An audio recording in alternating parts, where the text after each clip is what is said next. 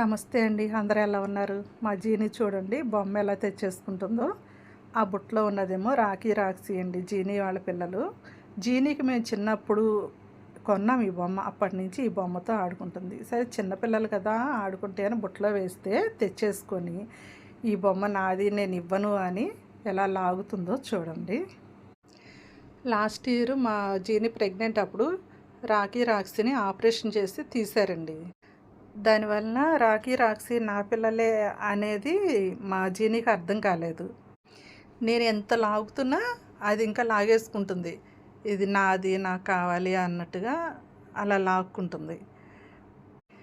ఈ బొమ్మ అంటే చాలా ఇష్టమండి మా జీనీకి. అసలు ఎవ్వరికి షేర్ చేయదు ఆ బొమ్మని.